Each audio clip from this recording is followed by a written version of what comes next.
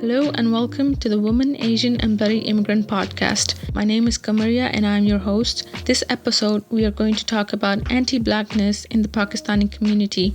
I have my friend Komal with me who's been on this podcast a few times before, and we have a first-time guest, Inka, and we are going to talk about our personal experiences about how we've seen anti-black racism unfold in Pakistani community and how that anti-blackness concept has created this insidious concept of colorism and our experiences with that.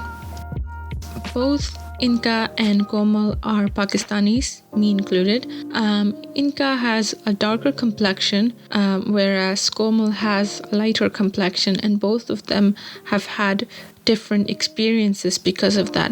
Whereas Inka suffered colorism and comments about how she should lighten her skin and how her skin is not desirable, not wanted. Komal, on the other hand, has had positive comments about her skin. She's had people ask her what beauty products she uses, how she keeps her skin so light, how pretty she is because of her skin. So two different experiences, both of them are Pakistanis. So I wanted to bring them on to this episode and share both of their unique experiences on this topic of anti-blackness and colorism in the Pakistani community. Another thing, I want to preface this episode by saying that none of us are obviously black. All of us are brown Pakistanis. So we don't have first-hand experience being a black person.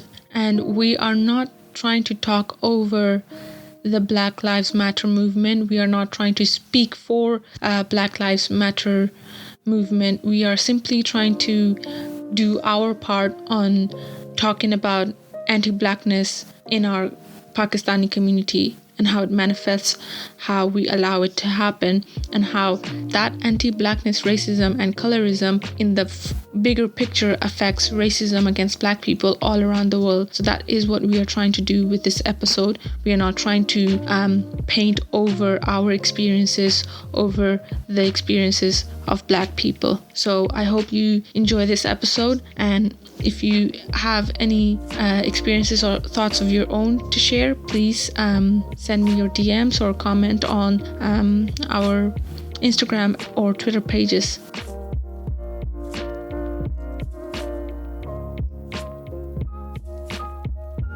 So, hi guys. Hi everyone, my name is Komal. I'm back again. At this point, you're just my regular guest. I haven't spoken to you about it, but you are. I know. I can tell. Sometimes I feel like, oh my god, she has a lot to say. Like, Which is what you need for podcasts. Yeah. And then we have Inka, our first ever guest. Yes. Hi, I'm Inka. I'm very honored to be here. Oh my god. You're like, kill me. Okay, so this episode is about anti-blackness, racism in Pakistani community, and just racism, colorism in the larger conversation. I have to be honest, just a few days ago, I was like having second thoughts about doing this episode because I don't know if you guys noticed, but online there are a lot of posts that say, don't make this about yourself. Like, this is about oh my god, Black yes. Matter, and don't equate it with colorism or anti-blackness. So I was like, should I do this episode then? Should we talk about anti-blackness in Pakistani community? But then, this is my opinion. I've come to the conclusion that anti-blackness, racism, stereotype against black people in Pakistani community, and colorism, all of this affects largely into what Black Lives Matter movement is about. Because the truth is, black people, wherever they go, whatever society or country they join, they are vilified for the color of their skin. So I think we should talk about why we are so scared of the skin color black. Yeah. True. What do you guys think about that? Same. I have the same thoughts. Like when because I'm on Twitter, the spiciest platform. And I was like, all these people have so, such big opinions. And obviously I understood what they were saying. Obviously it's their movement. Like we should let them shine. And then obviously I would never like trying to over amplify my voice. So I was so hesitant. I was like, and upar se, this is not saying that my opinion is less or whatever, but like, even when you invited me for this segment, one of the small thoughts I had was, because I'm light skinned, right? So I was like, I wouldn't have anything helpful or like anything like unique to add to the conversation. So I was like, would it be suitable for me to be in the podcast? Like, will I have anything good of value to say? Like, do you know what I mean? Yeah. Because I do have light skin privilege. Like, I'm not gonna lie, there's a lot of things I haven't suffered simply because maybe I'm not as dark, or maybe I'm not that stereotype or whatever, the one I mentioned in the first podcast we had. I just had all these thoughts floating around my mind, and I was like, oh my god, I don't know, it's kind of scary to talk about this topic because people can twist your words and put them into whatever they want. Yeah. Which decreases the value of the conversation, to be honest. Yeah. I was talking to her Kamaya earlier, and I was like, it's kind of scary to put your voice out there, which is why like if you ask me and I'm like, yeah, my IG might lack posts about awareness and stuff, it's because it's kind of scary to be out there because people can use all of that against you. Yeah. But I don't know, at this point I really do want to voice out, like I just feel like if you communicate, like even if tomorrow somebody out there has a thing or two to say about me, or like they want to question I'm welcome, like I'm gonna welcome them, and I'm gonna be like, okay, like talk to me, let me know, and maybe I can understand, like I just feel like as long as you have a healthy conversation with that person, it doesn't have to get so scary and negative, like just trying to tell myself it's only me thinking, it should be like better than that. And I even, like, recently, I love Bretman Rock, the Instagrammer, beauty YouTuber, influencer. And he posted something that I really like it kind of helped me to muster up the courage to do this podcast, was that, like, don't take no action. Because even if you take an action, right, even if you're wrong, at least someone will tell you have that conversation instead of you just being in that bubble. So you never, even if your opinion is wrong, or actually a lot of opinions is just an opinion, whatever, but even if your opinion is challenged, it will either help you develop your opinion or solidify your opinion. Yeah, because you open yourself up to new information, new conversation. Challenge yourself mentally. Yeah, so I guess the first question would be, which is like kind of a straight giveaway, do you think there is anti-blackness racism in Pakistan? And if there is, how have you seen it manifest? Wait, give me a minute. I have some points here. She's pulling out notes. So I think, I don't even know how to like put it out there, it's like, I have within the brown community. Okay, so growing up, my mom knows a lot of aunties. So like, I've seen them gathering up a lot. Actually, even from my mom, like, I'm not even gonna lie, she's not that woke, but like, so I have heard them, talk, and they will, it's basically for them, for some reason, black is bad and black is wrong. And they just think, in other words, they just think black is ugly. So from what I've experienced, I really don't understand, because I never understand this part is where I'm like, but we are brown. We are not even in the privilege category. Yeah, oh my God. I don't understand how you people, like, I do. Some part I do. Okay, I get it that we were ruled over like British people. So like, a lot of things starts from there. But like, especially, okay, so how our parents work, like the ones worked so hard to get out of the country and get something better. So they have struggles. My mom has struggled. My dad has struggled so much racism to get where they are today. So sometimes I really don't understand where they're talking from, But yeah, so what I've experienced is that they will So for example, we're just watching like TV and like, black people come up, obviously it's just TV show, whatever, anything we're watching. But if anything that comes up, they will always have something negative to say. Like I've seen it among aunties, I've seen it among my own brown household, and like they will say stuff like, "Oh my God, they're so black." That's all they say though. There's nothing more or less to add there. That's all they're gonna see. They're just gonna have this really like unappealing tone, and they're just gonna be like, "Oh my God, they're so black." I have literally nothing more to add other than I feel like this says it all. Like just this tone. Like I don't know, they're scared. Oh my God, like you said, oh my God, they're so black. Like black, it's bad. It shouldn't even exist. Yeah, exactly.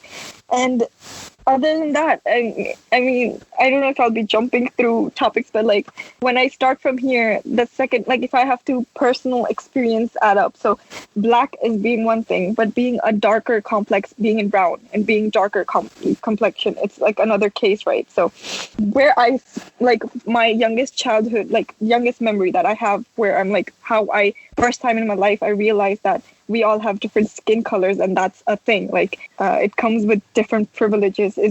So I was, when I was born or whatever, when I was like really little, I was fair skinned, like pretty fair. Like if you see my pictures, you can compare. So, and then around in my primary 3 or primary 4, I got, because I used to play basketball, so I got tanned all the time, and then I got darker and darker. So there was like this, like literally over the summer, there was like this huge switch in my skin color. So that stirred up all the talks among the brown community. The people I knew, they would compare to me their light-skinned daughters, and they'll be like, "Oh, Inka, you need to try this, and that to come back all the to your remedies. own." Oh my God. Yeah, all the remedies. They're like, "Why don't you bleach your face? Why don't you use this whitening?" Yeah, all the basic. Yeah, all these things. Okay, this is all cool. Okay.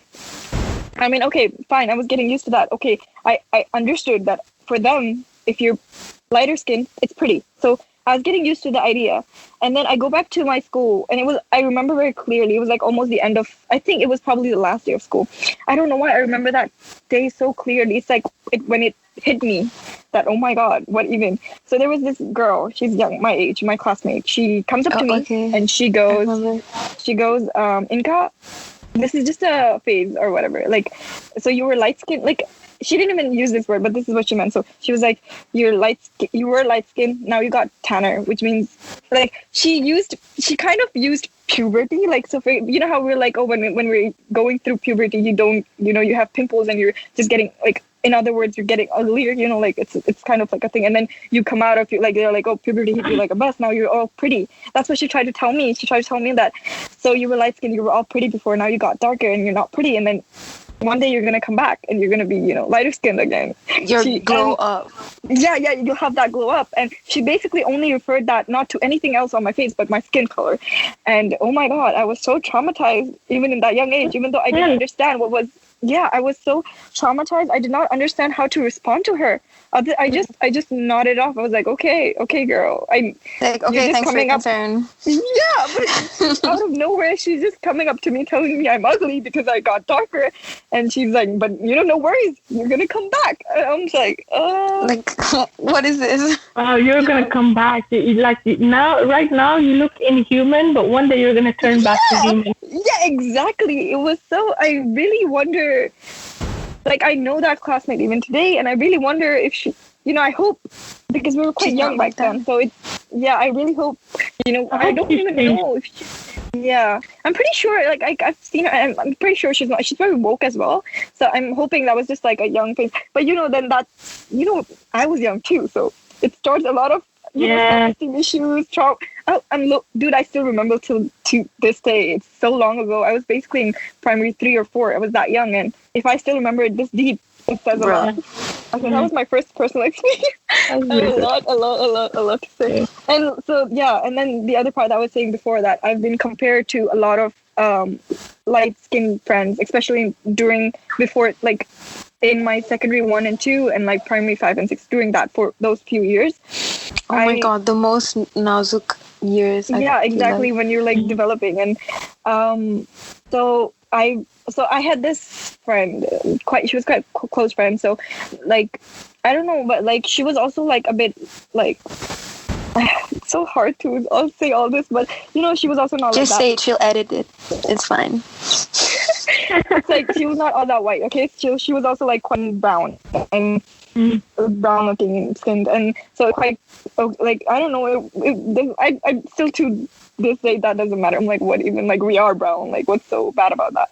And so, but she worked really hard on getting lighter skin because that's what she was told, and so she kept trying, and so she tried all kinds of products, and some worked on her, and she got lighter and lighter, and even today she's pretty though. I mean, even other than skin color, like I want to lie, like, and so she got lighter skin color, and and once that worked on her, because like I said, she was my close friend. Like my mom knew her, her mom knew me, and everything like that. So like between them, they all just wanted me to use all those products as well. They were like, "Inka, it worked on her, it'll work on you too." And I was like, the whole point is, it's not a problem. Like what? It's not an issue. Like what are you trying to change? I don't get it. They just kept trying to say that darker skin complex is basically bad and you need to fix that. Like they make that a problem, but it isn't. It's all natural. I'm really proud to be a brown, Melon. Yeah.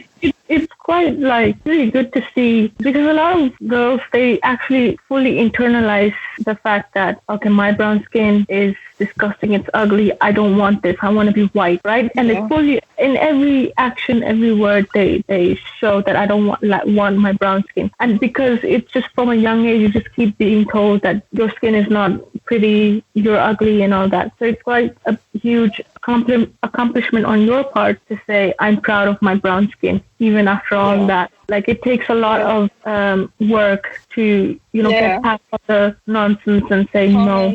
Just say no to all of that.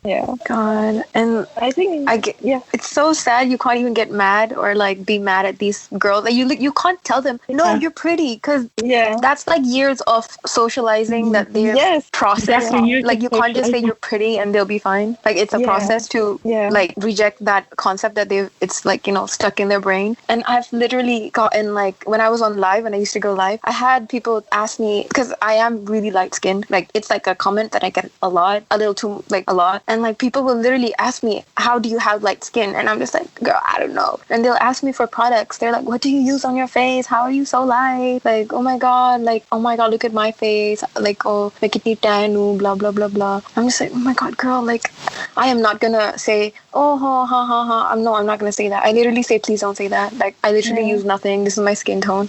Just use things that is for your skin type. Don't change your skin tone. Like, but then me saying that is like, I can't say anything that is helpful, because it's really like, if I want to help this person, I have to like help them the entire process. But obviously they're just internet people. I can't like do that.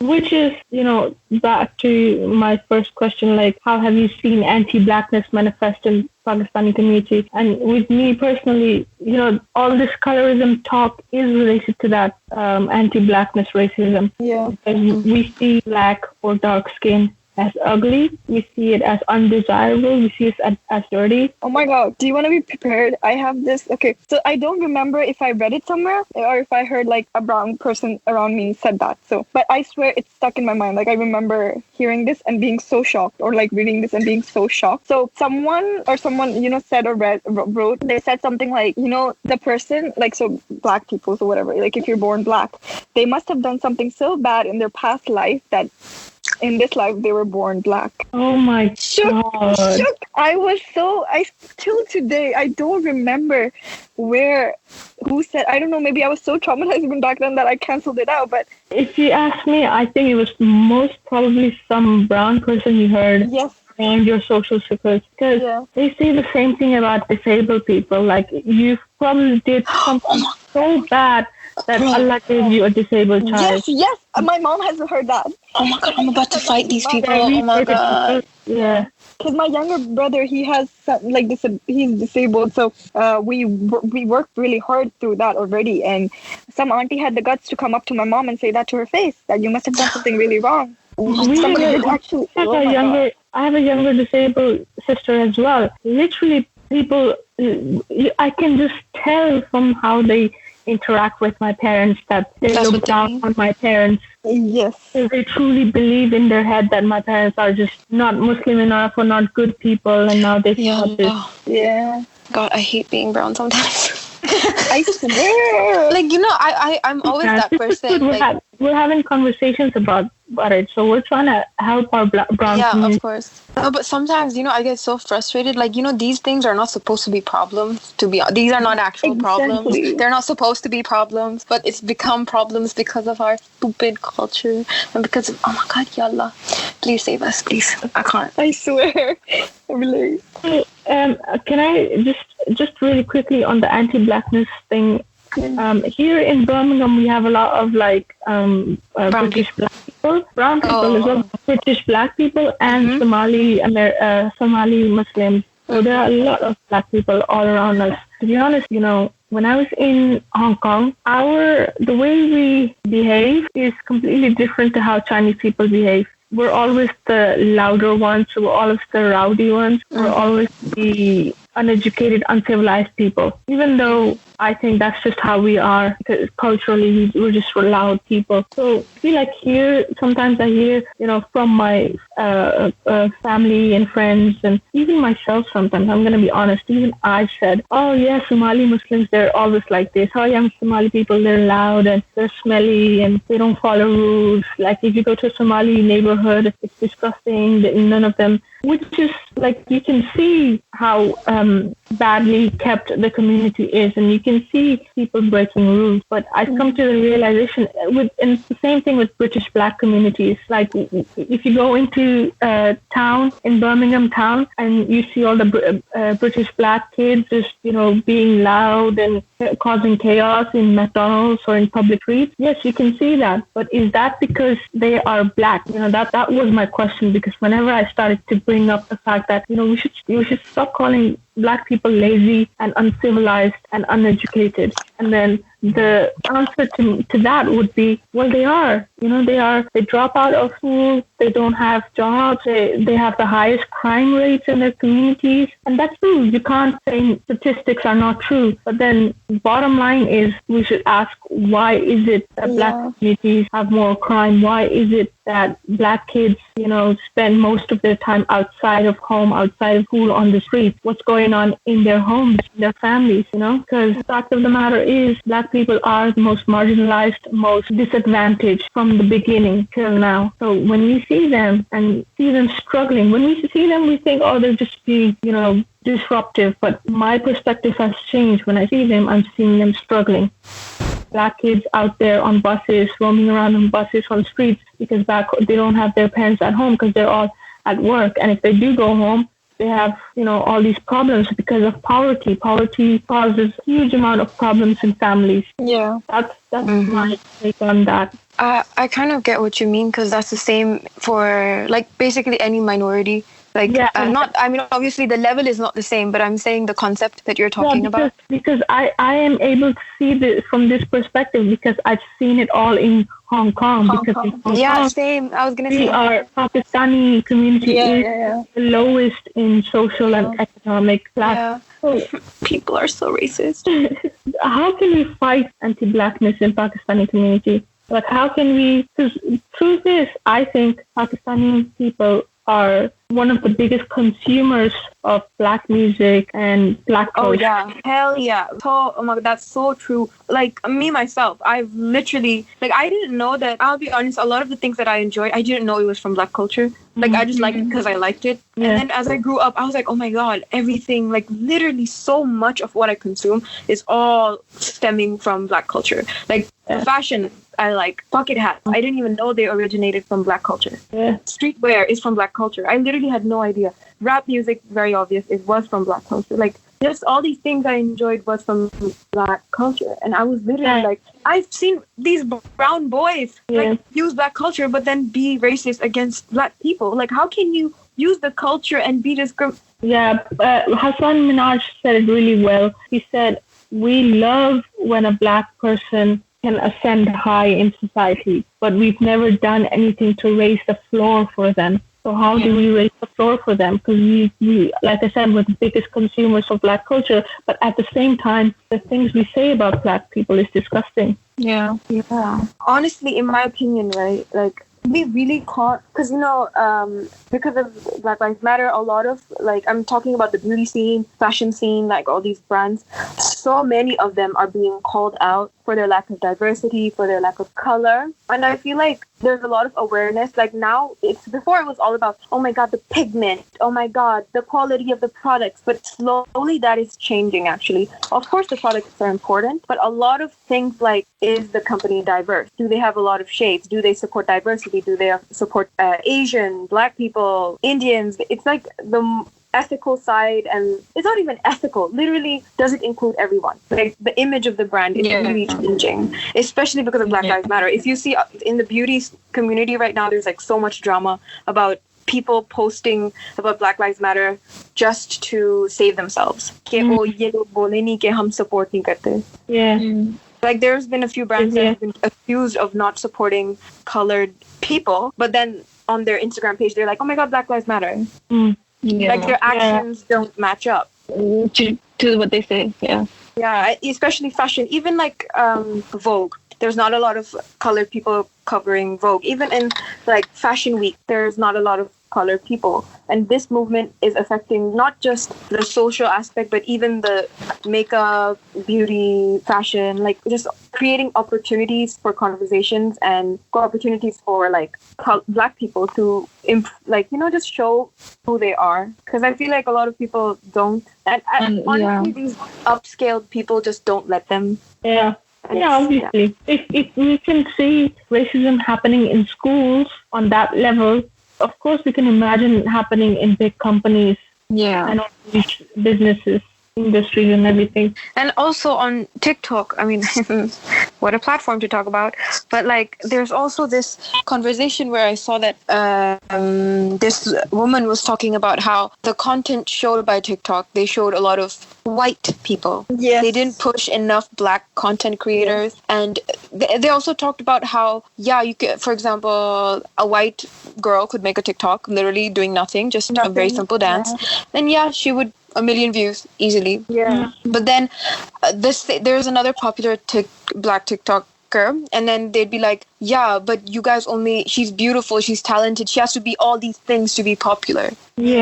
Like, do you know what I mean? She has to be funny, she has to dress well, she has to she has to work more just to be on the same level. Why though? Like, you know what? I feel like it's so sad because the companies just satisfy the demands that they're getting. And I really feel like a lot of people forget that brands are doing all this, but you can't, in order to change a brand, you have to change the consumer pattern as well. I mean, it's a Chinese company. What do you expect from them? They they had this scandal where they were deliberately building their algorithm in a way that would show more attractive white able-bodied people. They were like censoring content from colored people of color, from disabled people, from people that were not desirable. Other than that, if we're talking about like how we can help within the brown community, like the Pakistani community, I think it really matters from us individuals to stop letting the little things people say slide. I won't even me. I let a lot of people, I won't agree to what they had said, but I will let it slide because I think if I say something, it'll just make it seem dramatic. But I think after this whole Black Lives movement, it really even before, I said, I don't post much on my Instagram, but lately I have been starting bit by bit. I post a little bit more and I'm trying to voice out. It's because I'm so tired of letting all these little things slide, because these little things cause the major problem. Even at if I don't stop from the aunties around me or my own mom, if they say something wrong, if I don't correct them, why will they think they're wrong? Because I never corrected them, so they think whatever they think it's correct, they don't see what's the wrong in it. And if I can see it and I don't point it out, I'm to blame for it as well. I can't say that, oh no, but I'm woke and I'm letting all these people say all these things and not correct them or try to correct, I admit, it's very hard it's so hard to be in a gathering where everyone is saying the same thing and you're the one to essentially stand up and say, no, And then when you're trying to explain to them that this little thing, because they always say, oh, it's a small thing, it doesn't make a difference, or why are you making such a big deal out of it? But that one small thing is what every millions of people say, and it becomes a mentality. Yeah. You know, It's interfering that mentality, and it's very hard to do. It always makes you feel bad because you just ruin the whole mood of the party or whatever, atmosphere and everything. It happens, like I think I posted about this, it happens when I don't let any sexism or misogyny go past. I always say something in whatever, in a confrontational way or in a casual way. I will always say it. I've made this promise with myself because I can't. It's affecting me, right? It's affecting my life and how people see me and how, but so I can't let it slide. And I think we should do the same thing with racism, even though it's so hard. Like, it's very hard. It's like a ripple effect. Like I saw this somewhere in a show or something where they were like, just like the guy was about to give up on doing something, like taking a correct action. And so what he realized that what he does today, he can teach that to the future generation. And if today he chooses not to take that step, he can't create that ripple effect. So if today he chooses to do the correct thing, tomorrow someone else will be inspired. And I know it's like on a large, like if today we do something, it's probably might not affect anyone. Maybe nobody cares to listen to us. But I feel like taking this first step, and then slowly it's going to get us somewhere. Also, me personally, I think about the younger generation around us, because we're not the only younger generation. For me, in my family, I have younger sisters, younger siblings, younger nephews. From my personal experience, I remember a lot of the things that the older people around me said when I was younger. I remember a lot. And I remember their attitudes and everything. So from that point of view, if I say this and if I start these conversations in front of them, it will have an impact. They will have this duality of conversations in front of them that the world is not like this. The world is not sexist. The world is not racist. There are people with different opinions out there.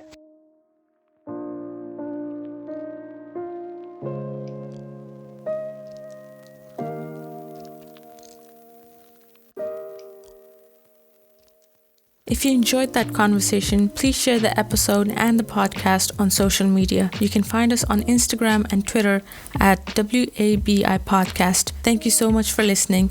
See you next episode.